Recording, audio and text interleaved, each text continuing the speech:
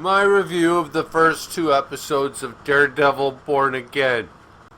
My perspective being a cranky 47-year-old who used to read Daredevil comics in the late 80s, maybe early 90s.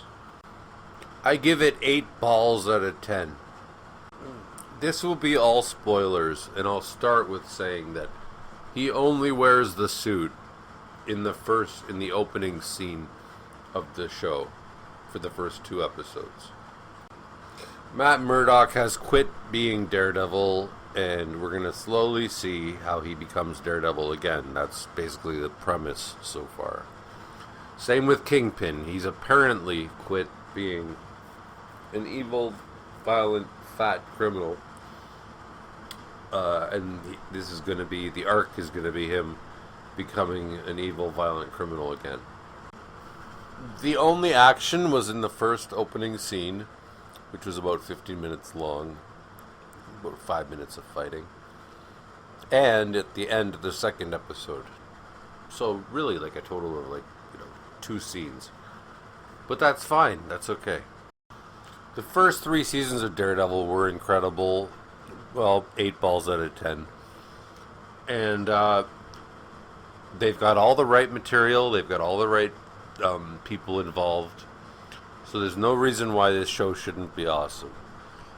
But we're going to have to see what happens now after these first 2 episodes. There's going to be a total of 9, I believe. So that's the end of my review in terms of review. And now I'm just going to go into my personal opinions about Daredevil based on the comics I've read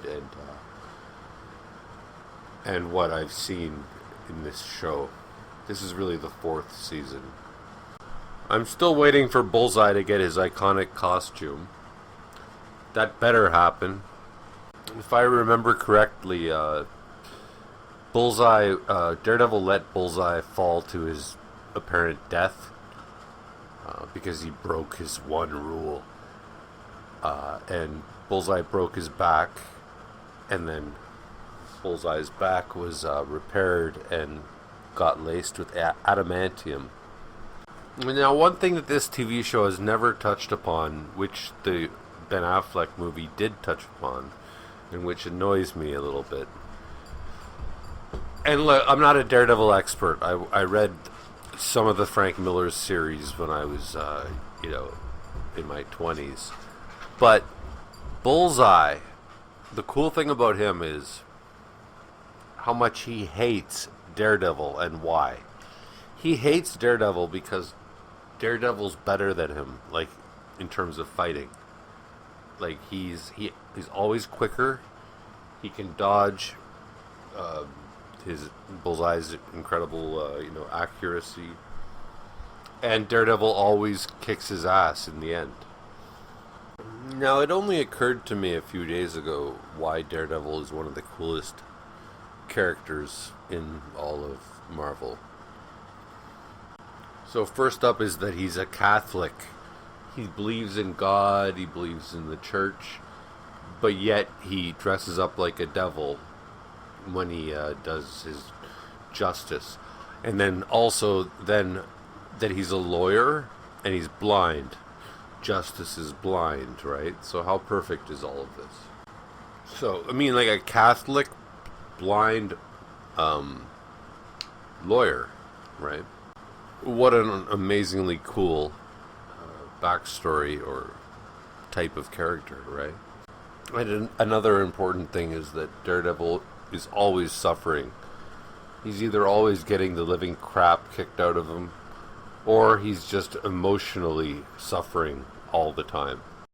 Me being raised Catholic, I can understand the incredible guilt that you feel.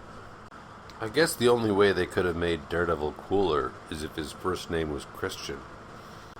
In many ways, I think Daredevil is almost the same as Batman, except he's even cooler than Batman.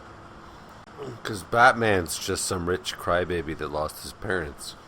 Whereas Daredevil is a blind attorney who has to make ends meet on his own, and he's not rich, and he's got more issues than just his parents getting killed.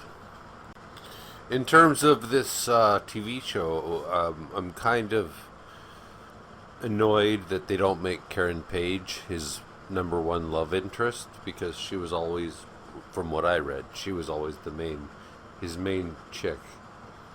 An opportunity squandered, I think, is that in the comics, Matt Murdock had a relationship with Black Widow at a certain point.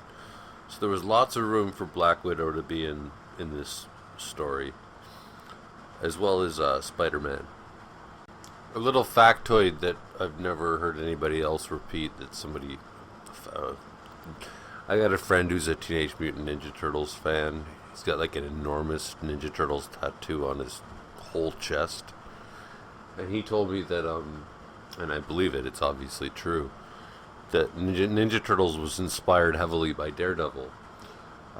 Daredevil, there's a ninja group called the Hand, whereas in Ninja Turtles they've got the Foot. Daredevil was taught by a guy that he called Stick, and Ninja Turtles are taught by a rat called Splinter.